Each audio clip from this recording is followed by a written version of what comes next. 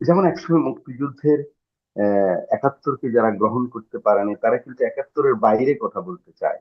ঠিক এই জুলাই বিপ্লব, জুলাই আন্দোলন কি ছাত্র জনতার যে আন্দোলন ফ্যাসিবাদের বিরুদ্ধে, এই বিজয়কে তো অনেকে মেনে নিতে পারেনি আর কি। ওরাই হয়তো শেষের দিকে এসে, প্রথম দিকে নয়, শেষের দিকে এসে সেখানে একটু আরেকটু ঘি ঢালার চেষ্টা করেছেন, সেটাই মনে হয় মাননীয় মানে জুলাই স্বরাষ্ট্রমন্ত্রী বিপ্লবের পরাজিত মহোদয় মিল শক্তি হচ্ছে করেছেন। আওয়ামী লীগ। এটি তো আর রাগ ঢাকের কিছু নাই। তারা পরাজিত শক্তি। রাগ। ফলে আর তাদেরকে দিকে আঙ্গুল তো তাদেরকে তো অনেক কিছু বলতেই কিছু আটকায় না এখন আর মুখে। মানে অনেক কিছুই বলে ফেলা যায়। তো তারা যদি এর সাথে যুক্ত থাকে সেটিকে একটি মহল হিসেবে বলার কি দরকার? মানে সরাসরি তো বলা যায় যে আওয়ামী লীগ বা তার আ মানে সমর্থক গোষ্ঠী যারা আছে তারা যুক্ত। নাকি আপনি অন্য কিছু মনে আপনি করছেন? দেখেন না, আমরা আমার মনে হয় অ্যাকচুয়ালি স্বরাষ্ট্রমন্ত্রী মহোদয় একটা ভালো জবাব দিতে পারবেন, হুম, কারণ ওনার সাথে তো আর আমার কথা হয়নি। আমি একজন নাগরিক হিসাবে, যদি আমাকে সংসদ সদস্য বা হুইপ হিসাবে জিজ্ঞাসা করেন, সেটা আমি বলেছি। নাগরিক হিসাবে আমি যতটুকু বুঝেছি অতটুকু আপনাকে শেয়ার করেছি। জি। বাকিটা উনি বলতে জি। পারবেন আসলে কিন্তু উনি কি আপনি মিন আরেকটু যদি আপনার মন্তব্য দেন যে ধরেন বিরোধীদের কাছ থেকে যেইটি আমরা শুনতে পাচ্ছি, বিরোধী দল তাদের জোটভুক্ত নেতাদের কাছ থেকে সংসদেও একজন সংসদ সদস্য জামায়াতে ইসলামের বিরোধী পক্ষের সংসদ সদস্য তিনি প্রশ্ন তুলেছেন যে ছাত্রদের কোমলমতি ছাত্রদের আন্দোলন দমনে পুলিশের নির্দয় লাঠিচার্জ। পরের অংশটুকু আসলে আর বলার হয় নাই। প্রশ্ন উত্তর মানে প্রসঙ্গে তিনি কথা বলেছেন।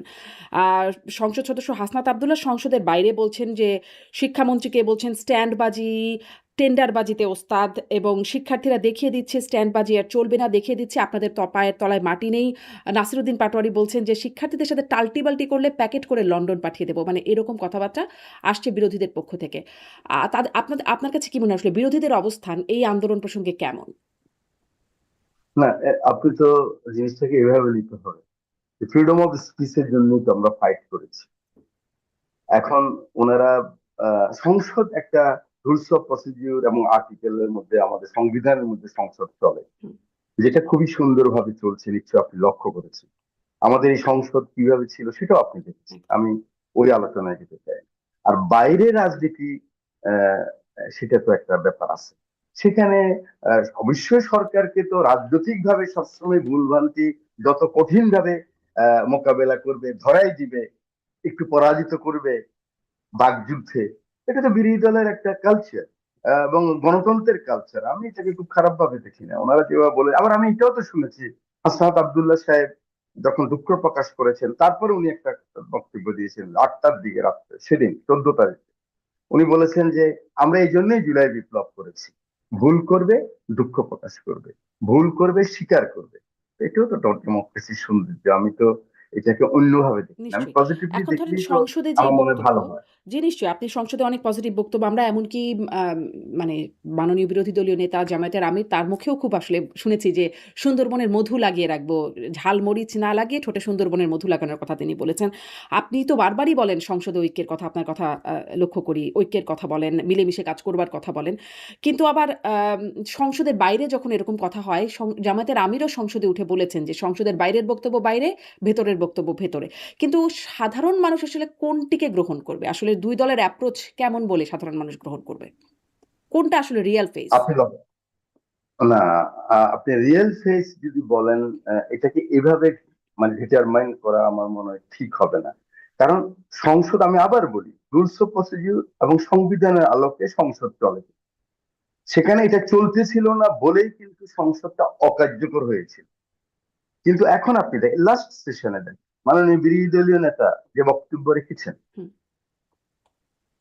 এগুলি তো প্রণিধানযোগ্য। আমার তো 27 বছরের এক্সপিরিয়েন্স ইন দিস পার্লামেন্ট, মাঝে 10 বছর ছিলাম না। একদম অল্প বয়সে, তরুণ বয়সে এই পার্লামেন্টে আসার সুযোগ করে দিয়েছিলেন আল্লাহ পাক, এবং দেশ নেত্রী বেগম খালেদা জিয়া, তারেক রহমান। তো সংসদের তো কথা এখন যেভাবে হচ্ছে, এই সংসদে কিন্তু বাংলাদেশের মানুষ চেয়েছিল, চেয়েছিল বলেই এখন আহ, যখন গাড়ির ভিতরে থাকে, আমার বিদেশি বন্ধুরাও যারা আছে, বিদেশি মানে বাংলাদেশি বাংলা ভাষাভাষী যারা বাইরে থাকেন, বলে যে আমরা দৌড়ে চলে আসি এই সংসদ দেখার হুম, জন্য। তো আর বাইরে তো বিরোধী দল অবশ্যই বলবে। আমি তো এরকমও চাই, আমার আমার personal opinion as a whip হিসেবে, আমি হুইপিং করি on behalf of leader of the house. হুম। আমার কাজটা কি? আমার কাজটাই তো ব্রিজ তৈরি করা, এই গণতন্ত্রকে সমুন্নত রাখা, কোনো কারণে কেউ ঢুকে যেন এটাকে কোন রকম উম, অন্য ধরনের কোনো সিচুয়েশন না হয়। তো সেখানে আমি তো এরকমও বলি যে আপনারা 4 বছর টেনে নিয়ে যান, তখন আপনি যতটুকু সামনে দেখতেছেন ভিতরে কথা হচ্ছে না, ভিতরে বিরোধী দল নেতার সাথে কথা বলতেছি, বিরোধী দলের চিফ হুইপের সাথে কথা বলতেছি, মাননীয় বিরোধী দলের সংসদ সদস্যের সাথে কথা বলছি, আমাদের কেউ বলছে না। কারণ আমাদের তো মনোজগতে এরকম আরেকজনকে আমরা দাবি দেব, বড় করে কথা বলবো, ছোট করে কথা বলবো, টিটকারি করব, এটা ছিল প্র্যাকটিস ছিল। কিন্তু সেখান থেকে তো আমরা 30-40% কিন্তু আমরা ফিরে এসেছি, কিন্তু আপনি লক্ষ্য করবেন হুম। আমাদের আগে কিন্তু সদস্যরা ধরেন যারা কিভাবে কথা কথা বলতেন। বলছেন, ধরেন আমি যাদের কথা বললাম, যারা সংসদে এরকম স্ট্যান্ডবাজি, টেন্ডারবাজি বা প্যাকেট করে পাঠানোর কথা বলছেন বা আ গরম দেখানোর কথা বলছেন, এরকম আরো অনেক কথা আছে যেগুলো বাইরে সংসদের বাইরে খুব উত্তেজক কথাবার্তা। তারা তো আসলে এই ৩০ বছর আগের মানুষ না। তারা জন্মই হয়েছেন ৩০ বছর পরে। মানে সংসদের আ আপনি যেই সময়ের কথা বলছেন, তারপরে নতুন প্রজন্মের মানুষ। তারা তাদের মুখে এরকম কথা আ মানে কেন মনে হয়? বা যদি আমি বলি জামায়াতের মাননীয় আমির, তিনিও তো এর আগে সংসদ সদস্য হন নাই, নতুন তিনিও। ফলে সেই কালচার তো তার দুই হ্যাঁ, 260 জন নতুন সদস্য এই হুম, পার্লামেন্ট, 260। আপনি চিন্তা করেন, লিডার অফ দ্য হাউস নতুন, অপোজিশন লিডার নতুন, আমাদের অপোজিশনের চিফ হুইপ নতুন, সবাই তো নতুন। হুম, আমি যেটা বলতে চাই, আপনি যেটা লক্ষ্য করে বলতেছেন যে এরা তো এটা দেখে নাই, ওরা দেখেছে। কিন্তু আপনি আজকে আপনি কোথায়, ক্যালিফোর্নিয়াতে, আমি এখানে কথা বলতেছি, আমি চিন্তা করতে পারছি এভাবে আমরা কথা বলবো। তো ওরা কিন্তু এই জিনিসগুলি নিজেরা প্র্যাকটিস করে নাই, এই জেনারেশন দেখেছি তো। হুম, আমরা টক শোতে মারামারি করতাম 2013-এর পরে। আমি আর আমার এত বন্ধুরা মিডিয়ার কর্মকর্তা কতবার দেখেছে আমাকে, সব ঢাকা বিশ্ববিদ্যালয়ের ছাত্র, জার্নালিজমের ছাত্র, এখন যারা হাই লেভেলে আছে। আমি যাইনি এ কারণে, মানে যেভাবে কথা বলে বাসায় আসলে স্ত্রীর কাছে, ছেলে মেয়ের কাছে লজ্জা পেতে হয়, হুম, আমি সেজন্য যাইনি। তো সেগুলি তো অনেক চেঞ্জ হয়েছে না এখন। তো এখন আপনি যাদের নাম বললেন, এই তরুণ প্রজন্মের নেতা যারা, ওনারা তো যেগুলি বলছেন, এটা কোনো আমি মনে করি কঠিন কথা না কিন্তু। হুম, এবং গণতন্ত্রের আমি যে সরকারি দল, আমি এগুলি গ্রহণ করতে হবে। উনি যদি বলে থাকে প্যাকেট করে পাঠিয়ে দিবে, হুম, প্যাকেট করতে তো আসে নাই। হ্যাঁ, বলেছেন। এবং আবার তার সাথে কথা হচ্ছে, ভাই এভাবে বললো না ভাই, তুমি এত আঘাত দিয়ে কথা বলো কেন? হ্যাঁ, কারণ তোমরা তারা 40 বছর রাজনীতি করবে। আমি যখন বসি তাদের সাথে কথা বলি, তাদের কিন্তু আরো 40 বছর রাজনীতি করার সুযোগ আছে কিন্তু। হুম, তো উম, এখন হয়তো যতটুকু যে ক্ষোভ হয়, এটা একটা বলে ফেলে, স্ট্যান্ড বাজি না, এটা বলে ফেলে ওরা। এই তরুণ প্রজন্ম এভাবেই কথা বলে, হাসিনার বিরুদ্ধে এভাবেই কথা বলেছে হুম, তারা। তো এখন আমাদের বিরুদ্ধে বললে আমাদের একটু গায়ে লাগবে, গায়ে লাগে। আমরা মনে করি আমাদের লিডার অফ দা হাউস অসম্ভব প্যাশনেট, যেটা আমি গত পার্লামেন্টে বলছি, যে গণতন্ত্রের সৌন্দর্য হলো প্যাশেন্স। এটা বাজার থেকে কিনা যাবে না, ধৈর্য ধরতে হবে। আর আমি এও বলি যে আপনারা সব যোগ করেন না আমাদের ভুল ভ্রান্তি যা করি। আর এই দেশে একটা জিনিস লক্ষ্য করবেন, আপনার আপনার অনেক অভিজ্ঞতা হয়ে গেছে এগুলি করে করে শারমিন। আমাদের দেশে কিন্তু ব্রিটিশ বিরোধী তার আগের আন্দোলন, গুপ্ত মধ্য যারা যখন এসেছে আমাদেরকে অত্যাচার করেছে, দখল করেছে, সম্পদ নিয়ে গেছে, আমরা কিন্তু অ্যান্টি স্টাবলিশমেন্ট। হুম, আমাকে যে ভোট দিয়েছে 2 বছর পরে সেও কিন্তু, মানে আমার কোনো কর্মী একটু যদি ভালো চলে, ভালো যারে ভোট দিলাম আমি, ও চলে এত, ও দুটো ইলিশ মাছ কিনে কিভাবে, হুম, আমি কথা বলতেছি আপনাদের, প্রান্তিক কথা, ও খেপে যায় তখন। আমাদের মানুষগুলি আমরা কিন্তু অ্যান্টি স্টাবলিশ। আমি তখন আমার বন্ধুদেরকে বলি, বিরোধী দলকে বলি, ভাই তোমরা আমাদের ভুলভ্রান্তি সব যোগ করো, এই সংসদটাকে টেনে নাও, কার্যকর করো, 4 বছর পরের থেকে বলা আরম্ভ করো। বিরোধী দল নেতাকে তো আমি খুব সম্মান করি, উনি খুব ভালো মানুষ, খুব সুন্দর কথা বলেন, এবং উনি অনেক ধৈর্যশীল মানুষ। তো ওনাকেও বলি, আমি লাস্ট দিনে বলছি, আমি বলি, স্যার মাঝে মধ্যে তো এরকম হবে, কিন্তু আপনারা টেনে নিয়ে যেতে হবে হুম, এই পার্লামেন্টটাকে। হ্যাঁ। জি, এবং উনি সেটাই বারবার জি। বলে যে এই বিরোধিতার জন্য পার্লামেন্টটাকে বিরোধিতা না। টেনে এবং নিয়ে যেতে হবে 4 আবার বছরের মাথায়, হুম, একটু বলি, শেষ নিশ্চয়ই। করে দেই, 4 বছরের মাথায় আমাদের ভুল ভ্রান্তি সব নিয়ে যখন মাঠে যাবে, একটা কেয়ারটেকারের আন্ডারে আবার ভোট হবে, তখন যদি মানুষের পারসেপশনটা আর ওনাদের বক্তব্য সঠিক হয়ে যায়, মানুষ কিন্তু ওনাদেরকে ভোট দিয়ে দেবে। এই মানসিকতায় আমাদের এগোতে হবে। এই পার্লামেন্টকে, এদেশের মানুষকে আমরা ওই দিকে নিয়ে যেতে হবে। এটা তো দারুণ এটাই ব্যাপার। মনে করি আমি একটু কিছু এই গণতান্ত্রিক প্রসঙ্গেও মানুষের দায়িত্ব। জি, এটা তো দারুণ ব্যাপার। কিন্তু এই প্রসঙ্গে আবার আন্দোলনের কথাও বলা হচ্ছে, হুঁশিয়ারি হচ্ছে, গণ-অভ্যুত্থান আবার একটা হবে, সরকার পতনের কথা, আপনারাও স্বৈরাচার হয়ে উঠছেন, জালিম হয়ে উঠছেন, এরকম অভিযোগ আছে। ওই আন্দোলনের প্রসঙ্গটা একটু পরে আসি। কিন্তু এই শিক্ষার্থীদের আন্দোলনের বিষয়ে যেটি স্বরাষ্ট্রমন্ত্রী বললেন যে, এই আন্দোলনে বহিরাগতরা ঢুকে গেছে। অনেক বহিরাগতরা আসলেও দেখা যাচ্ছে গণমাধ্যমে তাদের চেহারা দেখা যাচ্ছে। এবং তিনি বলছেন যে, এই আন্দোলনকে খুব একটা গুরুত্ব দিচ্ছেন না, মনোযোগ দিচ্ছেন না। মানে এইটা আসলে কেমন? কারণ এরকমই একটা মানে একটা কোটা ইস্যু থেকে শুরু করে পুরো সেই প্রভাবশালী প্রতাপশালী আওয়ামী লীগ সরকারের পতন হয়ে গেল। আপনারাই সেখানে সেই পতনের পেছনে বা আপনারা সাক্ষী। তারপরে দেখেন নেপালের ঘটনা, সেখানেও এরকম জেনজিদের আন্দোলন, সরকার পতন। এখন যিনি আছেন তার বিরুদ্ধেও আবার এরকম আন্দোলন শুরু হয়ে গেছে। জেনজিরাই আন্দোলন করছে তার বিরুদ্ধেও। মানে এরকম দেখে কিভাবে আসলে গুরুত্ব না দিয়ে বা মনোযোগ না দিয়ে থাকতে পারেন? আমি একটু পয়েন্ট অফ অর্ডারে বলতেছি আপনাকে, আহ, যে না, কথাটা এভাবে না। আপনি বুঝতে হবে, বাংলাদেশের মন্ত্রীরা সরি বলবে, এটা কি কোন রকম আপনি দেখছেন, চিন্তা করতে পারেন? না, এখানে তো অলরেডি একবার মন্ত্রী বলেছে, এরপরে 300 বিধিতে বলেছে।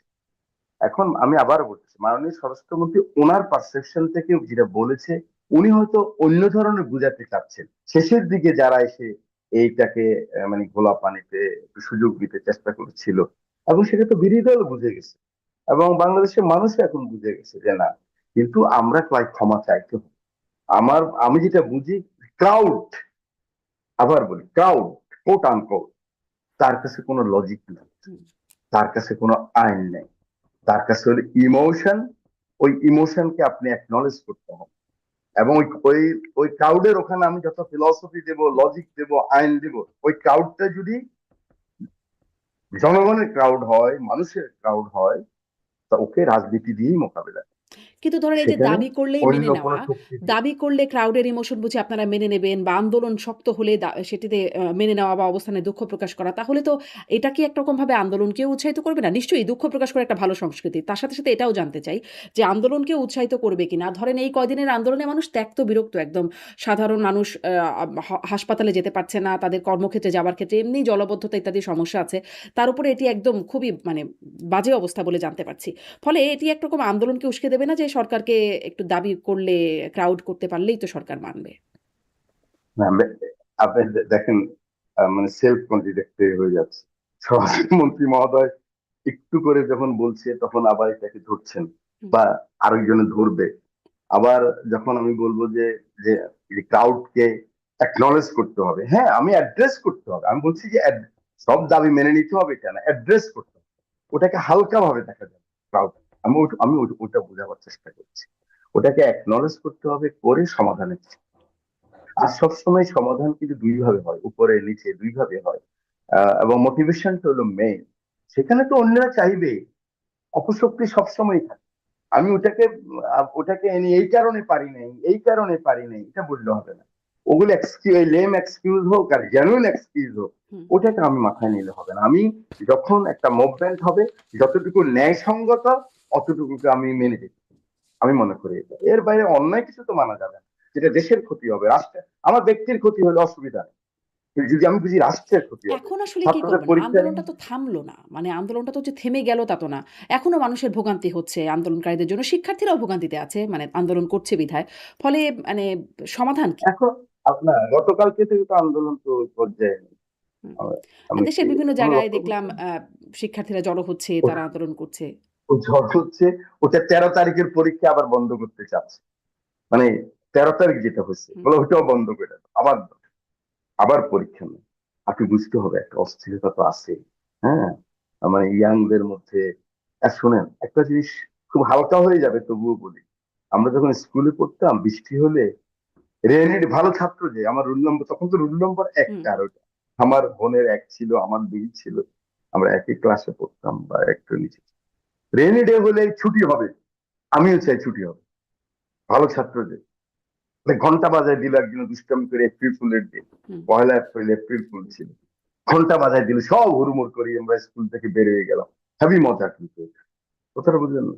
তো এই জেনারেশন তো আরো অনেক ফাস্ট।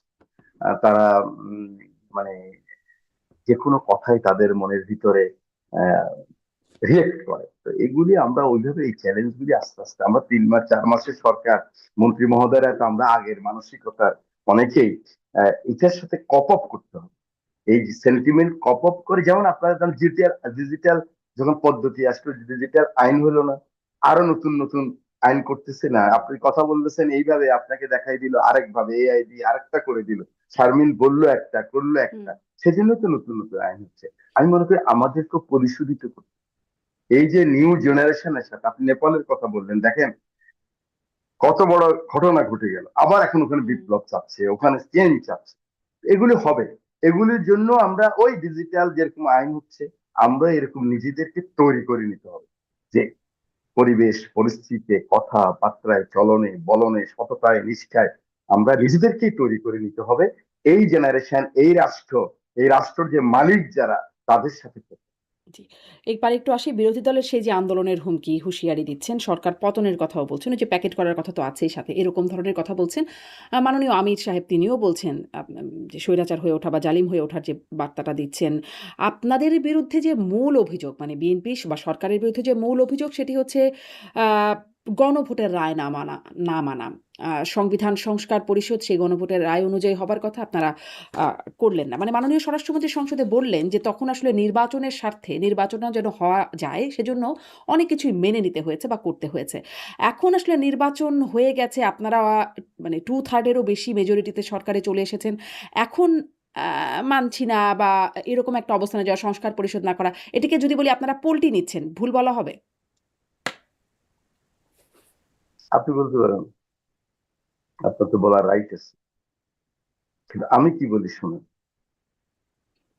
কতদিন কথা হচ্ছিল জুলাই জাদুঘর আমরা চাই না। এই জুলাই জাদুঘর, ওটা যে ঢাকায় আসেন, আপনার দাওয়াত রইল, ওয়ান্ডার, আপনার কিচ্ছু লাগবে না। এই যে বিদেশি কিছু কিছু হিউম্যান রাইটস এটাই বলে না, অমুককে আটক রাখছেন কেন, অমুককে ওদের সাথে কথা বলতে দেন, জেলখানা এই করেন, দেখি আমি কিন্তু সংসদে কাজ করি, আমি তো এগুলি দেখি না। শুধু জুলাই জাদুঘর যদি তারা দেখে, তখন বুঝবে। সবাই বলতেছিল যে জুলাই ফাউন্ডেশনকে বিএনপি অ্যাকনোলেজ করেন, জুলাই জাদুঘর ওপেন করেন। মাননীয় প্রধানমন্ত্রী, আপনি যেটা লক্ষ্য করবেন, উনি কিন্তু খুব ধীর শান্ত লয়ে চলছে। ওনার দৃষ্টি হলো ওনার পিতার মতো। ওনার পিতা যেরকম তীক্ষ্ণ ছিলেন, ঠিক ওরকম দৃষ্টি রাখেন। আমি জানেন, আমি সমালোচনা করি, আমার অভ্যাস আছে সমালোচনা করা, কিন্তু যেটা আমি লক্ষ্য করেছি, ওনার দৃষ্টিকে ভীষণ আছে ওনার।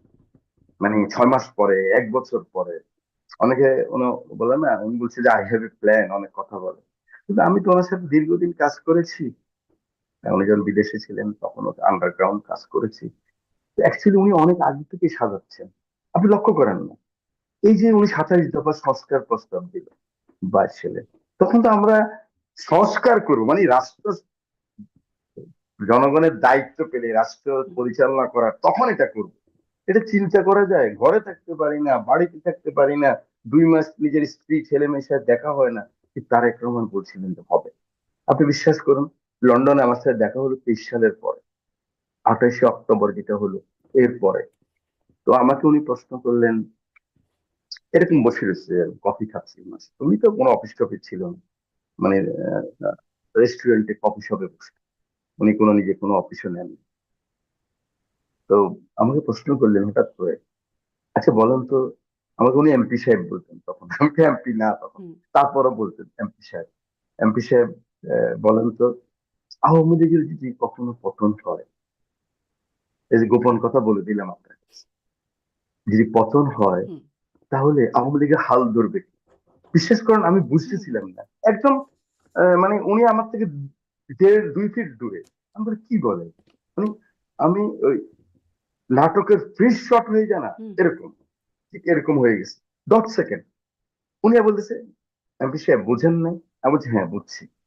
তখন আমি নাম বলা শুরু করলাম যে আহ, তোফাইল ভাই অসুস্থ, আমু ভাই এই, তারপরে আহ, কাদের ভাই তো একটু বেশি আনপপুলার, নানক ভাই এরকম।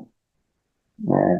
তো তবে সাবের হোসেন চৌধুরী হলে মনে হয় মোটামুটি চলবে। হুম। কিন্তু আমার মনে খুব প্রশ্ন, কি বলে উনি? আমরা 50 মিনিট থাকতে পারলাম না 10-12 লাখ লোক নিয়ে, উনি আমার কি কথা বলে আওয়ামী লীগের পতন হলে?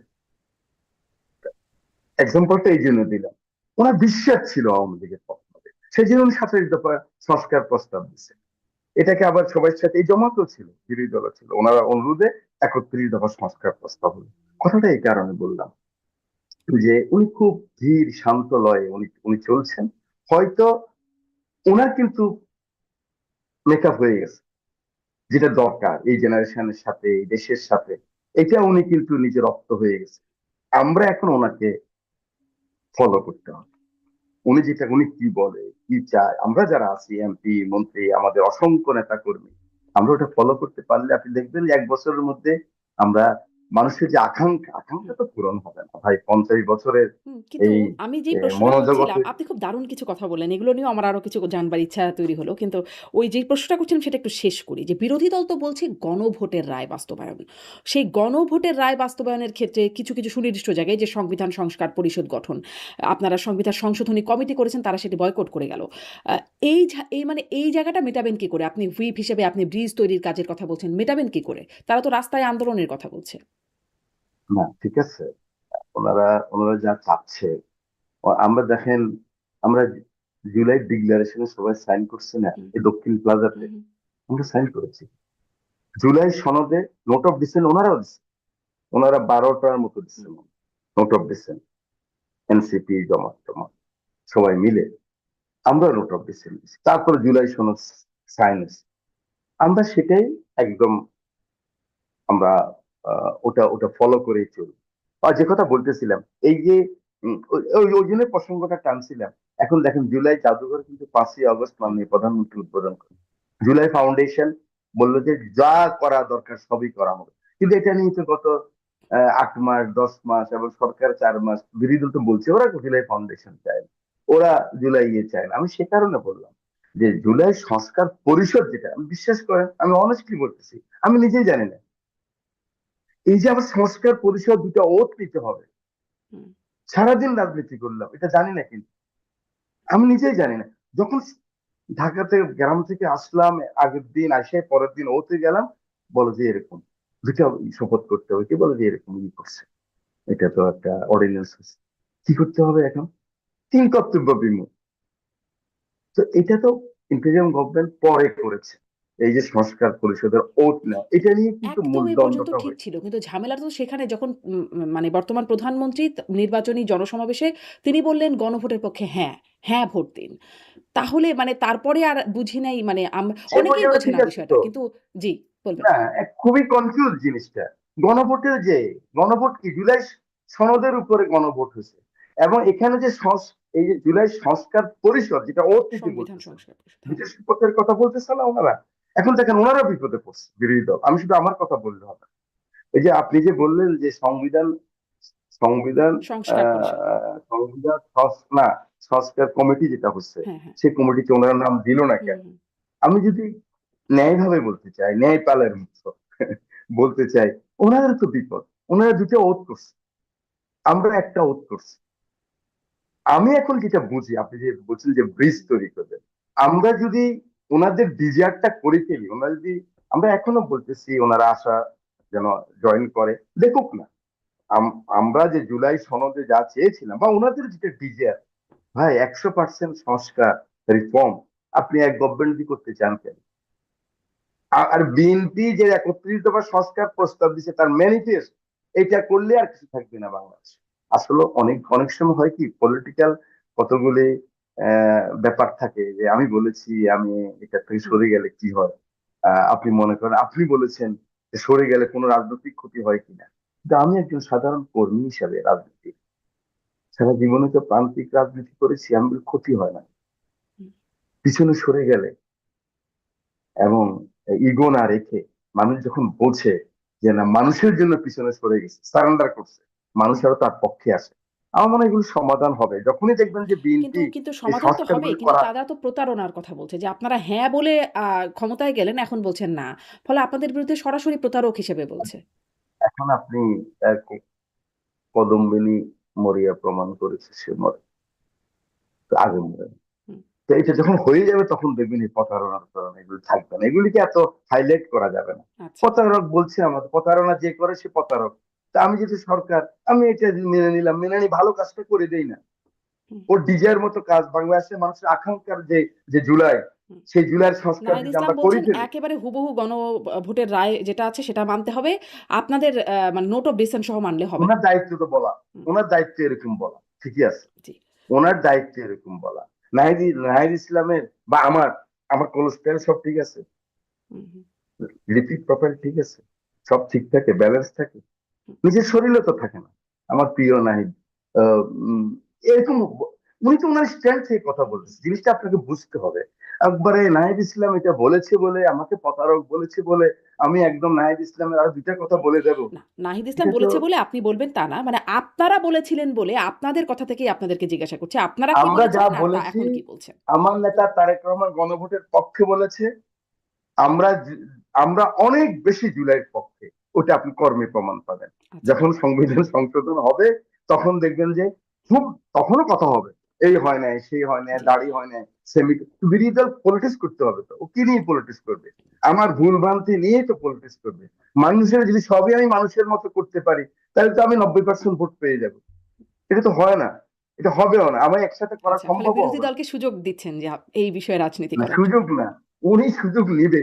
যেখানে যেখানে আমার ভুল পাবে, লোফল থাকবে, ওখানে উনি ঢুকবে, একটু ছিদ্র পেলেই ঢুকবে। আমি চেষ্টা করবো ছিদ্র যেন না থাকে, আর উনি বুঝে ছিদ্র বের করবে। এটাই ডেমোক্রেসি, এটাই রাজনীতির সৌন্দর্য। ডেমোক্রেসি এভাবেই আপহোল্ড হয় সারা পৃথিবীতে, যেখানে প্র্যাকটিস হয় এভাবেই চলে। জি।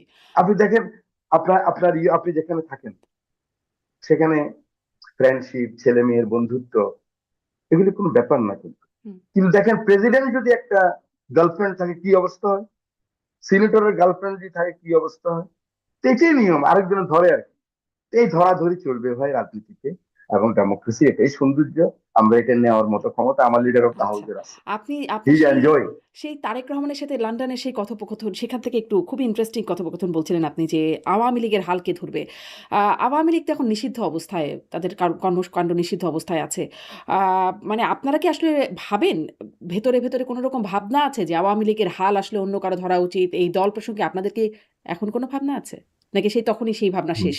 এটা হলো 28শে অক্টোবর, হ্যাঁ, তখন কিন্তু এইভাবে 40,000 আমার তরুণ ছেলে মেয়েরা গুলি খায় নাই, পঙ্গুদের সারা বাংলাদেশে আত্মনাদ ছিল না। আমার জুলাইয়ের এই সৈনিকরা জীবনের বাজি নিয়ে বুলেটের সামনে লাফাই লাফাই পতঙ্গের মতো আগুনের মধ্যে পড়ে না। তখনকার পরিস্থিতি ছিল অন্যভাবে। তখনকার এইভাবে যে এই হত্যাকাণ্ড ঘটবে, এটা তো তখন উনি এই কথা ভেবে ভাব বলেন। উনি হয়তো ওনার মতো করে একটা আন্দোলন হবে, সংগ্রাম হবে, সরকার সেখানে পরাজিত হবে, তখন, মানে তখন কে ধরবে? কিন্তু এইভাবে যে আওয়ামী লীগে এমন পরিবেশ হয়ে যাবে যে আওয়ামী লীগকে ব্যান করতে হবে, এটা তো তুমি, আমি জানি না অতটুকু ভাবলে তো আর এই কথা বলতেন না, কে হালবে, হুম। অবশ্যই এটা বলতেন। এটা তো আজকে তো ভিন্ন মানে পরিস্থিতি। মানে আওয়ামী লীগকে ব্যান করতে হবে এই আলোচনাটা তো ছিল না। মানে ডক্টর মোহাম্মদ ইউনূসের অন্তর্বর্তী না, সরকার না, না, প্রসঙ্গেও যদি বলি, তখন তিনি বলেছিলেন যে তারা আসলে এটা এরকম সিদ্ধান্ত নেবেন না। পরে হাসনাত আব্দুল্লাহর ওই ২ দিনের আন্দোলনের মাথায় দেখা গেল সিদ্ধান্ত হলো নির্বাহী আদেশে সেটি আপনারা সংসদে আইন করে সেটিকে মোটামুটি পাকাপোক্ত করলেন, তাদের কর্মসূচি নিষিদ্ধ। পাকাপোক্ত না সবচেয়ে, আপনি পাকাপোক্ত করছেন। ব্যাপারটা দেখেন, শব্দ চয়ন বহু ডেঞ্জারাস, আপনি এস্টাবলিশ করে ফেলতেছেন। পাকাপোক্ত, পাকাপোক্ত না। আপনি খেয়াল করে দেখেন তো, সাবেক মাননীয় প্রধানমন্ত্রী, আজকের ওনার ল্যাঙ্গুয়েজ কি, কোন রকম অনুশোচনা আছে কিনা?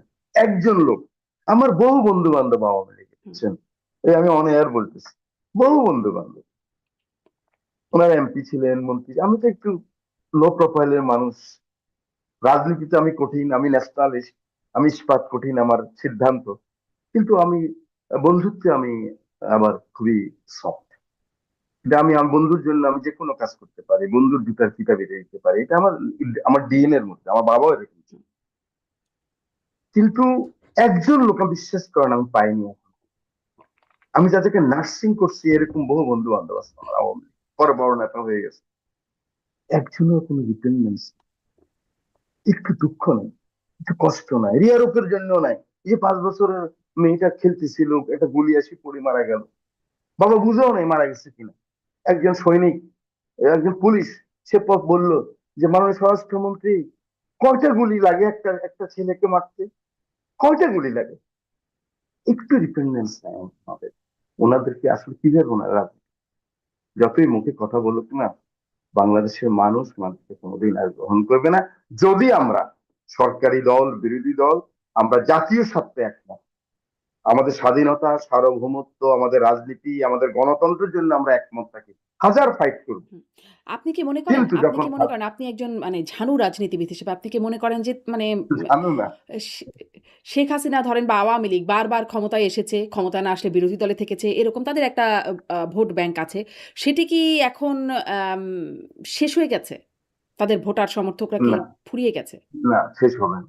আমি আপনাকে বলি, আপনি খেয়াল করে দেখেন 24 সালের ভোটে, আমি আবার বলি, রাজনীতিতে আমাদের এই সাবকন্টিনেন্টে পলিটিশিয়ানরা আমরা মিথ্যা কথা বলার চেষ্টা করি, অসত্য কথা। আমি আমি ব্যক্তিগতভাবে আমি অ্যাভয়েড করি, হুম, আমি অসত্য কথা বলি, চেষ্টা করি না বলার। এই যে 24-এর ভোটটা হলো, তো ওনাদের ভোট তো না, হুম, এবং ড্যামি দিল কি জন্য? ভোটার বাড়ার জন্য। হুম, হুম, কোথাও 10%, 12%-এর বেশি হয়নি। বা আওয়ামী লীগ গুলি কোথায় যাবে, কোথায় গেছে? শুধু আমরা পজিটিভ পলিটিক্স করতে হবে। আর এই দেশের মানুষের অনেক আকাঙ্ক্ষা নাই, কিন্তু আমরা যদি সরকারি দল, বিরোধী দল যারা আমরা আছি, আমরা যদি পজিটিভ পলিটিক্স করি, মানুষকে ভোগান্তি না দেয়, আর যদি সরকার যদি 20, 30, 40, 50%ও সুশাসন দিতে পারে, জাস্টিস দিতে পারে, বিশ্বাস করেন আওয়ামী লীগের ভোট চলে আসবে 8-10%-এর মধ্যেই থাকে। এর বাইরে ওরা আর কোনোদিন আগাতে পারবে না। সাবজেক্ট টু, আমি যেটা বলছি হুম, ওটা ওটা স্পষ্ট। মাথায় রাখতে এখন হবে। সামনে স্থানীয় সরকার নির্বাচন আছে। আ উম মাননীয় প্রধানমন্ত্রীর উপদেষ্টা ডক্টর জাহিদ তিনি বলছেন যে, যেহেতু প্রতীকী নির্বাচন হচ্ছে না বা দলীয় নির্বাচন না, অতএব আওয়ামী লীগের নেতাকর্মীরাও যদি নির্বাচনে অংশ নেয়, তাদের তো প্রতীক নাই, ফলে তারা নির্বাচন করতে পারবেন। আম সেক্ষেত্রে আসলে পরিস্থিতি কেমন হবে বলে মনে করেন? আমি নির্বাচন কমিশনের যে কারা কারা যোগ্য হবে এই প্রার্থী হিসাবে, আমি আসলে পুরোটা, আমি এত বিজি ছিলাম সংসদ নিয়ে, এখনো আমি পড়তেও পারিনি। আর আমি আমার অফিসে আসছে মনে হয় মানে খসড়া কপি, পেলে বলতে পারি। কিন্তু আমার নর্মাল যদি আপনাকে উত্তর দিতে হয়, এই স্থানীয় সরকারে আহ, আওয়ামী লীগের যারা মানে অ্যাক্টিভ লোক ছিলেন, চেয়ারম্যান, মেম্বার, আপনি জানেন তো মানে ওনারা ধানের শীষ, নৌকা মার্কা দিলে চেয়ারম্যান, 3 জনে যায়। এই, কারণ আমার বাড়িতে লক্ষ্মীপুরে এমপিদেরকে টাকা, একই ইউনিয়ন 3 জনে পর্যন্ত টাকা দিচ্ছে। হুম, কিভাবে যে নষ্ট হয়েছে, পলিউটেড হয়েছে পলিটিক্স। তো আমাদের লোকেরা তো দেখছে এগুলো, কথাটা বুঝছেন না? যে ছাত্রলীগের একটা ছোট্ট ছেলে, গ্রামের একটা অক্ষত মানুষের ছেলে ফোন করলে ওসি চলে আসে, বুঝছেন না? ওদের মনোজগত হলে আমরা সরকার, আমরা এখন পারবো না কেন? আমি বলি যে না, পারবো না। ওরা ওটা করেছে বলে ওরা পালিয়ে হুম, গেছে। বরং সবাই ছবি লাগায় না, গণভবনের ওই যে হেলিকপ্টারে উঠতেছে ওই ছবি। আমি বলি আমার ঘরে একটা লাগাই রাখছি, যেন আমার মনে হয় বারবার যে এইভাবেই ফ্যাসিজম করলে, গণতন্ত্রের বাইরে কাজ করলে, জোর করে ক্ষমতায় থাকতে চাইলে এরকম চলে যেতে হবে। উনি তো হেলিকপ্টার পাইছে, আমরা হেলিকপ্টারও পাবো না। আমি আমার নেতা কর্মীকে এভাবে বলি। সে কারণে আওয়ামী লীগ ওইভাবে ওরা আর পারে, জি, স্থানীয় সরকারও পারে, মানুষই গ্রহণ করবেন। জি, আপনি তাই মনে করছেন, স্পষ্ট। আ এই যে আওয়ামী লীগের অনেক বন্ধু-বান্ধব আছে আপনাদের এবং আপনার ইন্টারভিউ শুনছিলাম সাবেক প্রধানমন্ত্রী তিনিও আপনাকে স্নেহ করতেন। বেশ খুনসুটির কথাও শোনা যায়। মানে এখন কি তারা আপনার সাথে যোগাযোগ করেন? তারা তো একরকম এখন আ পলাতক অবস্থায় আছেন বা বিপর্যস্ত অবস্থায় আছেন। যোগাযোগ করেন? না, ওনারা বিপর্যস্ত না, ভালো আছেন ওখানে। মানে হয়তো মানসিক ভাবে একটা চাপে আছেন, কিন্তু ফ্রি আছেন তো। অধিকাংশই তো একটা পার্শ্ববর্তী দেশে হুম, আছেন। ওখানে এমন এগুলো দুঃখজনক, কিন্তু যে সাধারণ কর্মীও যদি যায় ওখানে, আমি শুনেছি, আমি আসলে অথেন্টিক না থাক, আমি অন এয়ারে না বলাই ভালো, মানে ওদেরকে ভাতা পর্যন্ত দেওয়া হয় আমি শুনেছি। তো যাক, কিন্তু আমার, হ্যাঁ, কে এখনো দেয় কথা ভাতা? হয় সবাই। কিসের ভাতা? কে দেয়? আমি বলতে চাই না, আচ্ছা, আচ্ছা। মানে হুম, বলতে চাই না, কারণ আমার কাছে কোন ডকুমেন্ট ছাড়া কথা বলা উচিত না। তো যাক, তো আমি যেটা বুঝি সেটা হলো যে আমার, হ্যাঁ, আমার সাথে মানে কথা হুম, হয়, হুম, বিচার প্রাপ্তদের সাথে কথা হয়। এবং প্রথম প্রথম দেখলাম যে না, ওনাদের প্রথম প্রথম দিকে বলতো যে না, বিরাট ভুল করছে, এটা অন্যায় হয়েছে, এরকম হওয়া উচিত হয় না, এগুলি করেই তো দলটা শেষ হয়েছে, এই ধরনের কথা বলতো।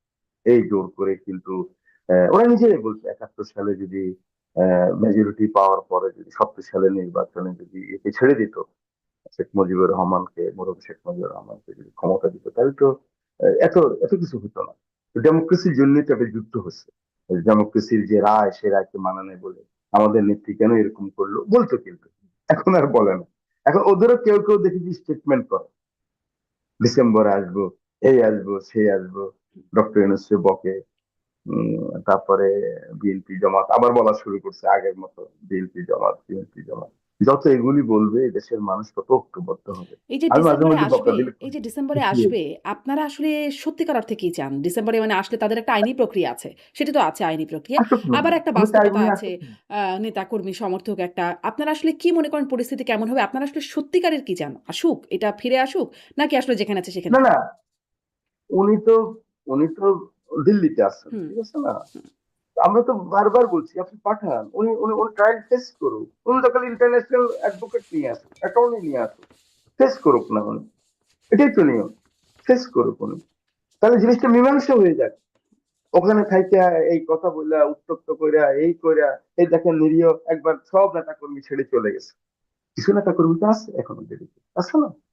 এগুলি পট করে মিছিল করে, ওই করে, সেই করে, হ্যাঁ। তো এই লোকগুলি কিভাবে যে ক্ষতিগ্রস্ত হয়েছে, এখনো হবে। কালকে একটা লোক অ্যারেস্ট হয়েছে আমার নির্বাচনে। ওই যে গতকালকে একটা মিছিল হয়েছে এক জায়গাতে, 20-22 জনে মিছিল করছে। তো তখন ওকে ওকে অ্যারেস্ট করছে। ও কমিশনার, ওর নাম নিজামুদ্দিন কমিশনার। আমি নিজাম আর ও নিজাম, হুম। আমার পৌরসভার কমিশন। তা আমি বললাম যে না, ওকে কেন গ্রেফতার করছে? বলে যে ওর ভাতিজা। আমি কি দেখেন, আওয়ামী লীগও এভাবে গেছে কিন্তু, ওর ভাতিজা নাম সংগ্রাম, সে ছাত্রলীগের মিছিল বাইর করছে, ওকে কেন করবেন? বলে যে ও তো সমর্থক ছিল। আমি সমর্থক, তাহলে বাংলাদেশে তো 15-20% লোক আওয়ামী লীগের সমর্থক, সবাইকে অ্যারেস্ট করবো? আমাদের 50 লক্ষ মামলা হয়েছে আমাদের বিরুদ্ধে। আমাদের 30 জন করে আত্মীয় হলে 1.5 কোটি তো এমনি হয়ে গেছে। আত্মীয়রা কষ্ট পাইছে না? যে বিনা কারণে যখন মিথ্যা, সত্য মামলা দিলে মানুষ কষ্ট পায় না কিন্তু।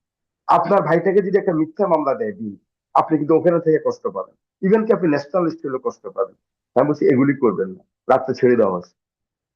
এভাবে সবাই, আমি আমার এই বক্তব্যের মাধ্যমে সব, আমি আমার বিএনপির নেতা কর্মীদেরকে আজকে শোর মাধ্যমে বলতে চাই, কোন রকম যারা একদম জড়িত না হুম, এগুলিতে, কোন সন্ত্রাসী কার্যক্রমে, উস্কানিতে, তা ওরা যেন গ্রেপ্তার না হয়, ওরা যেন মামলার মধ্যে না পড়ে।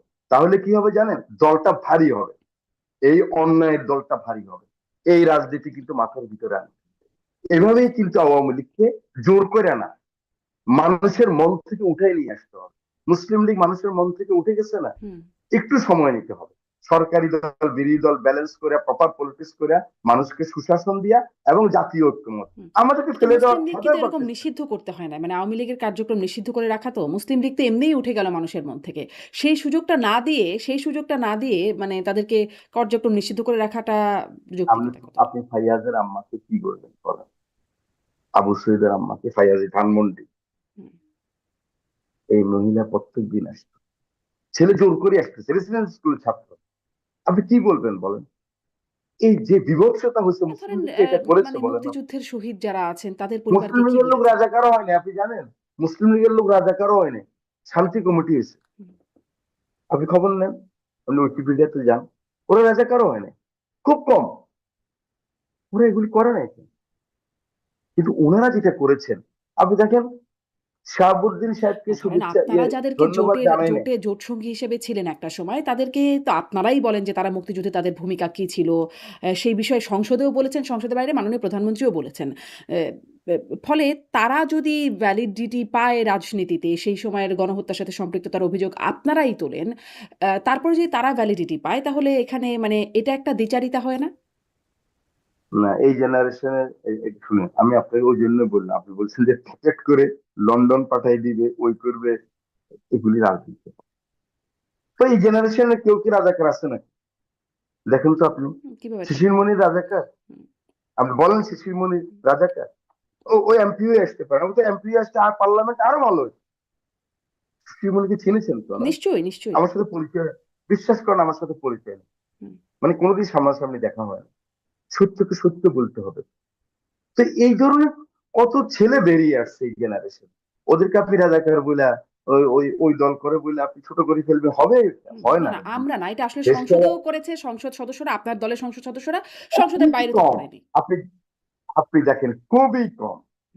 একসময় রাজাকার আলবদর বলতে এই শব্দ এখন পৌঁছে গেছে মাননীয় দুই প্রধানমন্ত্রী রাজাকারের বগুড়ার পরে। সম্ভবত বগুড়ার জনসভায় গুপ্ত বিভ্রান্তি তৈরি করে এরকমভাবে তিনি অভিযুক্ত করেছেন যে তাদের ৭১-এর ভূমিকা ভুলে যায় নাই। খুবই খুবই শুনেন, এটা মাননীয় প্রধানমন্ত্রী কিন্তু একটা দলের সভাপতি, চেয়ারম্যান, এটা হুম, মাথায় রাখবেন। নিশ্চয়ই। একটা উনি যে leader of the house, Bangladesh সরকারের প্রধানমন্ত্রী, সাথে সাথে একটা দলের চেয়ারম্যান। এক, আমার দলকেও তো আমি একটা পজিশনে রাখতে হবে। তাও দেখেন, উনি কোনোদিন রাজাকার শব্দ মুখে আনা নেই। খেয়াল করে দেখেন আপনি। আমাদের প্রথম প্রথম বলতেছিল সংসদে, এখন সেই শব্দ নাই কিন্তু। আমি বারবার একটা কথা আপনাদেরকে বলতে চাই, আবার আপনার মাধ্যমে সকলকে বলতে চাই, আমাদের মনোযোগ তো আগের মতো। আমরা যে নতুন ভিশন নিয়ে, নতুন বাংলাদেশ বলি, সবার উপরে বাংলাদেশ, বাংলাদেশ ফার্স্ট, সেই সাথে কি আমি আগাচ্ছি নাকি? আমি তো ওই ওই ওই রেসে, বাংলাদেশ ফার্স্ট তো বলি শেষ। এ ফার্স্ট করতে হলে, সবার উপরে বাংলাদেশ করতে হলে, দিল্লি নয়, দিল্লি নয়, সবার আগে বাংলাদেশ করতে হলে ওই পথটুকু তো অনেক দূরে। এটা তো আমাকে তো কোনো লিফট নেই যে আমি না, 110 তলাতে উঠে যাব 3.5 মিনিটে। না। ওই মনটাকে ওখানে নেওয়ার খুবই, জন্য খুবই যথার্থ যে এই আমাদেরকে প্রজন্মে আসলে রাজাকার কোথায় সময় পাওয়া দিতে যাবে? হবে। এই প্রজন্মে তো রাজাকারের অস্তিত্ব নাই। কিন্তু ধরেন আপনারা এই সংসদে আইন পাস করে তাদেরকে শত্রুপক্ষ হিসেবে চিহ্নিত করছেন। মানে জামায়াতে ইসলামকে দল হিসেবে। সেই দলটি এখন বিরোধী পক্ষে আপনাদের এই ঐক্য বা মিত্রর দল। আমরা কোথায় জমাতকে শত্রুপক্ষ করলাম? কোন আইন করে? আইন আমরা পাস তো হয়েছে করি একটি নাই। যে মুক্তিযোদ্ধার সংজ্ঞা কারা, মুক্তিযোদ্ধার বিরোধিতা পক্ষ সংজ্ঞা মানে সংজ্ঞায়িত করা হয়েছে যে কারা, কারা। তো সেখানে আসলে পাকিস্তানি বাহিনীর সাথে দল হিসেবে জামায়াতে ইসলামের নামও বলা আছে। সংসদে পাস হয়েছে আইনটি। না, জামাত ইসলাম তো তখন, জামাত ইসলাম তো তখন মানে পাকিস্তান গভর্নমেন্টকে ওরা সাপোর্ট করেছে। আপনি দেখেন না, শুনেন, এখন কথা বললে তো জাতীয় সংসদের হুইপ, শুধু পাবলিক প্রাইভেট মেম্বার হলে বলতাম আপনার হুম, কাছে। আমি হুইপ তো, হুইপ হলো পাবলিক মেম্বার। পাবলিক মেম্বার সব কথা বলতে পারে না। সোনিয়া গান্ধী কি বলে, সোনিয়া গান্ধীর মেয়ে প্রিয়াঙ্কা গান্ধী কি বলেছে শুনেছেন তো, লিখতে না? হুম, হুম, বাংলাদেশ হওয়ার জন্য তার দাদির কি অবদান, কিভাবে ভাঙছে বাংলাদেশকে। আপনি বঙ্গবন্ধুর আত্মস ডায়েরি পড়লেই তো আপনি দেখবেন। এই যে আগরতলাতে মিটিং হয়েছে, আমি জেলখানায় ছিলাম তো, হুম, সব বই পড়ে ফেলছি তখন, সব বই। মানে এটা তো ফ্যাক্ট, বাংলাদেশটা তো ভাঙছে। 1947 সালের সেপ্টেম্বর মাসে কংগ্রেসের, সেপ্টেম্বর, 15 আগস্ট পাকিস্তান হয়েছে, ইন্ডিয়া হয়েছে, 14 আগস্ট পাকিস্তান হয়েছে, সেপ্টেম্বর মাসে যে কংগ্রেস হয়েছে 3 দিন ব্যাপী, সেখানে সব সদস্যরা আটকায় পড়ছে যে কেন পূর্ব বাংলা ছাড়লা তোমরা। হুম, তখন বলছে যে জওয়াহরলাল নেহরু কথা দিচ্ছে ব্যবস্থা হবে। তো ব্যবস্থা হয়েছে, তো দুর্বল করে দিচ্ছে। এখন এই কথা বলতে সবাই বলবে মিজান সাহেব কি মানে পাকিস্তান পন্থী নাকি? পাকিস্তান পন্থী না, এখন তো প্রিয়াঙ্কা গান্ধী বলল, হুম, হ্যাঁ, পাকিস্তানের সুযোগ দিচ্ছে। পাকিস্তানের যদি বৈষম্য না করে, গণতান্ত্রিক রায়টাকে মেনে নিত সেদিনকার পাকিস্তানি গভর্নমেন্ট, তাহলে তো এই কাজ হতো না। আজকে দুর্বল হতে হতো। আজকে ওনারাও দুর্বল হয়েছে, আমরাও দুর্বল হয়েছি। আজকে আমরা দেখেন কোথায় যাব, হুম, হুম। কিন্তু প্রতিবেশী তো আর তারপরে যে সরানো যায় না। গণহত্যা এবং গণহত্যার সম্পৃক্ততা, সহায়তা, সেই অভিযোগের কথাটা আমি বলছিলাম যে ওইটা একটা দ্বিচারিতা কিনা যে এই গণহত্যা ২৪-এর যেটিকে বলা হচ্ছে সেখানে তারা নাজায়েজ, কিন্তু ৭১-এরটা জায়েজ। তাদের সহকারীরা জায়েজ। ৭১-এর তো ন্যায় বিচার, শুনেন, ন্যায় বিচার তো যেমন, সাইদি সাহেবের, আমার ৭১-এর বিচার হোক, আমরা চেয়েছি এটা। আপনি দেখেন, জমাতের সাথে আমাদের কিন্তু মানসিক দ্বন্দ্ব হয়েছে হুম, যে আমরা যে অত স্টেটমেন্ট করি নাই, ওদের পিছিয়ে এত নামি নাই। মতিউর রহমান জামি সাহেবরা জেলে ছিলেন, আমরা যতটুকু পেরেছি আমরা করেছি কিন্তু। আমরা চেয়েছি বিচার হোক, কিন্তু বিচারটা স্বচ্ছ হোক, সেটা করেন নাই ওনারা। জানেন তো সালাউদ্দিন হুম, কাদের চৌধুরীর রায় কিভাবে হয়েছে, সবই জানেন আপনারা, এগুলি হুম, ওই কথাগুলি বলে লাভ নাই। আমি যেটা বলতে চাই, আমরা সামনে যেতে হবে, সামনে। আপনি দেখেন নেলসন ম্যান্ডেলা, নিজের স্ত্রী উইনি ম্যান্ডেলা, যিনি এত স্যাক্রিফাইস করলেন, 28টা বছর যৌবনে বিয়ে হলো, জামার সাথে তো হাত ধরে হাঁটতে হুম, পারেননি একদিন। ওনাকে কিন্তু উনি বহিষ্কার করেছেন বের হওয়ার পরে, সংগঠনের তহবিল তসরুপের দায়। এবং দেখেন উনি নিজে বলেছেন, আমি পড়েছি, উনি বলেছেন প্রথম 5 বছর হওয়ার পরে সবাই যখন ওনাকে ধরেছেন যে আপনি আরেকবার হন, উনি বলছেন একজন ন্যাশনালিস্ট এর চেয়ে বেশি পারেন। আমি শতাং কালো মানুষের মুক্তির নেতা ছিলাম, ওদের মুক্তি হয়েছে, 5 বছর দেখলাম রাষ্ট্র ক্ষমতা আমার চেয়ে অন্যরা অনেক ভালো চালাবে। এই মন নিয়ে আমরা, হুম। এই যে জুলাই আপনি যারা, সামনে আগানোর কথা বলছেন। মানে আপনারই একটা সাক্ষাৎকারের অংশ আমি শুনছেন। আপনি বলছেন, "ওয়ান্স আ বিট্রেয়ার, অলওয়েজ আ বিট্রেয়ার।" মানে সেক্ষেত্রে এই ক্ষেত্রে সেটা প্রযোজ্য হবে না? আম যে ৭১ এ যারা আসলে বাংলাদেশের পক্ষে থাকলো না তারা তাদেরকে আর ওই সেই হিসাবে কাউন্ট করা হচ্ছে না। ওনারা তো বাংলাদেশ, না আমি আমি দুটো কথা, আপনি আমাকে যদিও বারবার ওখানে না, নিতে আমি চাচ্ছেন, এখানেই শেষ করে দেব। আমি এই এগুলো বিষয়ে আর কথা বলতে চাই না আসলে। না, না, আপনি বলেন, আপনি বলেন যে রাইট, আমাকে যে কোনো প্রশ্ন করার তো আপনার রাইট আছে, আপনি করতে পারেন। আমি যেহেতু এসেছি শোতে, আমার উত্তর অনেক না পারলে ধন্যবাদ। চুপ হয়ে যাবে। আহ, আমি যেটা বলতে চাই, 71-এর ব্যাপার নিয়ে মরহুম শেখ মুজিবুর রহমান একটা বিচারের ব্যবস্থা করেছে। 96 থেকে 2001 পর্যন্ত এই আওয়ামী লীগ ক্ষমতায় ছিল, ওনারা কিন্তু তেমন কিছু করেননি। 2008 সালে আসার পরে ওনারা আবার শুরু করেছে। সেটা যদি স্বচ্ছতা থাকতো, সেই বিচার তো আমরা চাই, আমরা চেয়েছিলাম। আপনি সাইদি সাহেবের যে সাক্ষী, আমি কিন্তু সালাউদ্দিন কাদের চৌধুরী সাহেবকে দেখার জন্য কোর্টে গিয়েছিলাম এই বিলিতের মধ্যে। আমি ওনার সাথে 1 ঘন্টা এজলাসে ছিলাম, কিন্তু আমি একমাত্র এমপি, আমি আইসিটির এই মামলায় ওনার পাশে গিয়ে বসছি একদম এটার ভিতরে। আমি 1 ঘন্টা ছিলাম, ওনার পরিবারও ছিল, ওখান থেকে আমাকে নিয়ে যেতে পারতো। এসব ব্যাপারে আমি সাহসী। কিন্তু ওই যে আমার ম্যাডামের বাড়িতে যেমন আমি চলে গেছি 3 বার, 96, 2011-তে আমার নেতা তারেক রহমানের কাছে চলে গেছি, মানুষ জানে না, কিন্তু আমি লো প্রোফাইলের মানুষ, বলিও না, কিন্তু আমি যাই। কিন্তু আমাকে এইভাবে ধরে নিয়ে গেছে ডিজিএফ ছাড়তে, আমি বলে এতবার আসেন কেন। আমি বলছি, তো এখন আমি যেটা বলতে চাই এগুলি নিয়ে, আহ, এখন কিন্তু এগুলি বিচার করেছেন, ন্যায়ভাবে করেন অন্যায়ভাবে করেন, করেছেন, আমাদের এখন সামনে আগাতে হবে। জি। ইভেন কি আমরা দেখেন, আমার নেতা তারেক রহমান 7 তারিখ, 8 তারিখে ওথ হয়েছে ইন্টারিম গভর্নমেন্টের, 7 তারিখে উনি যে বক্তব্যটা রেখেছেন, সেদিন তিনি বলেছিলেন যে, আমি সংসদে বলেছি যে আমরা যদি এখনো আমার শত্রু যে আমাকে কষ্ট দিচ্ছে, আমি তাকে ধ্বংস করতে হবে, এই মনোবৃত্তি যদি থাকে, তাহলে আজকের যে জুলাইয়ের যে আন্দোলনের যে ফসল আমরা সকলে মিলে 17 বছর আন্দোলন সংগ্রামে, সেটা কিন্তু নস্যাৎ হয়ে যাবে। প্রথম দিন উনি বলছে, এটা বোঝাচ্ছে আওয়ামী লীগকে যেন ওই মুহূর্তে কোনো টর্চার করা না হয়। কারণ আপনি দেখছেন তোফাইল সাহেবের মতো লোক, বড় বড় মানুষরা সংসদে বলেছেন যে 500,000 বিএনপি ক্ষমতায় আসলে, জামাত ক্ষমতায় আসলে 500,000 আওয়ামী লীগের নেতা কর্মী কিল হয়ে যাবে। 7 তারিখে কিন্তু আমার নেতা তারেক রহমান লন্ডন থেকে এই বক্তব্য দিয়েছেন। ওনার মনোজগতেই আছে যে এটা, যে না, যতটুকু হচ্ছে হচ্ছে। এবং আওয়ামী লীগ যদি এই এই স্ট্যান্ডটা না হতো, আমার মনে হয় বাংলাদেশের মানুষ, আহ আমি জানি না, ওনারা তো একটু রিপেন্ডেন্স না, অনুতপ্ত না, কেউ না।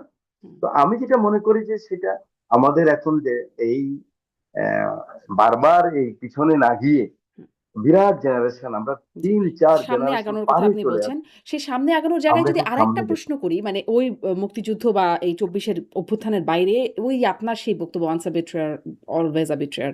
সেখানে ধরেন এই সংসদের দিকে যদি তাকাই, আপনি হুইপ, সেই সংসদে মানে ৭১ সময় যারা সংস্কারপন্থী হিসেবে পরিচিত ছিল, যারা বিট্রেয়ার হিসেবে সেই সময় দলের মধ্যে বহিষ্কৃতও হয়েছিল, তারাও এখন আছেন মন্ত্রী পদে, পদমর্যাদায় আপনি আছেন। ব্রিলিয়েন্ট, আপনি ব্রিলিয়েন্ট, থ্যাংক ইউ। আমি এই জন্যই বলেছি, হুম, আমি এটাই বলেছি। আমি সবাইকে চিনি, আমি সবাইকে চিনি, আমি একমাত্র আজকে নিজের গর্ব হয়ে যায়, হুম, বলতে চাই না জি, এগুলো। একজন অনেক বড় নেতা এখন, উনি বলেছেন বেগম খালেদা জিয়া তারেক রহমানের সাথে একজন এমপিও নাই। হুম, পরের দিনে আমি তখন, এখনো আমাদের ম্যাডাম, ম্যাডামকে এখনো নিয়ে যায়নি, ক্যান্টনমেন্টের বাড়িতে অবরুদ্ধ। তখনও খন্দকার দেলোয়ার সাহেব, আল্লাহ ওনাকে বেহেশতে নসিব করুক, অনেক বড় নেতা, উনি কঠিন নেতা। উনাকে তখনও সেক্রেটারির দায়িত্ব দেওয়া হয়নি, সেক্রেটারি জেনারেল করা হয়নি। আমি সাথে সাথে হান্নান শাহকে ফোন করছি, হান্নান শাহ কথা বলেন। আমি ওনাকে ফোন করছি, আমি কিন্তু এমপি হোস্টেল ছাড়ি নাই, একদিনের জন্য ছাড়ি নাই। আমি বলছি আপনি আসবেন? উনি আমাকে আপনি করেই বলতেন। আমি যে জি আসবো, কারণ উনি ওই পার্লামেন্টে ছিল না। উনি উনি হান্নান শাহ ফেল করছিলেন, তখন উনি কথা বলতেছিলেন, কারণ উনি তো এমপি ছিলেন না, ওনার কথা বলতে অসুবিধা নেই। এমপি নেতা সব পালাই গেছে, বিএনপি একজনও নেই, কিছু জেলে, কিছু বিদেশে। আমি তখন বলছি আমি আসবো। আমি গিয়ে সব সাংবাদিক, আপনি আপনি আপনি চ্যানেল ওয়ান শুরু হয়েছে এখন, অন্যান্য সব, বাংলা ভিশন, ওদের আর্কাইভে আছে। 5 মিনিট আমি দাঁড়িয়ে বক্তৃতা দিচ্ছি, সাংবাদিক সম্মেলন না। আমি বলছি যে শুনেন, আপনারা যারা বলছেন খালেদা জিয়ার সাথে নেই, খালেদা জিয়ার সাথে বাংলাদেশের সকল মানুষ আছে। এখন হয়তো আপনারা 111 ওনাদের সাথে যুক্তি কইরা, পরামর্শ কইরা কথা বলতেছেন। আপনারা একদিন আসবেন এই খালেদা জিয়ার নেতৃত্বে, তারেক রহমানের নেতৃত্বে, এবং এই বাংলাদেশ আবার খালেদা জিয়া, তারেক রহমান আসবে। দেখেন আল্লাহ আনছে কিন্তু, তারেক রহমানের নেতৃত্বে ওনারা মন্ত্রী আছেন, হুম।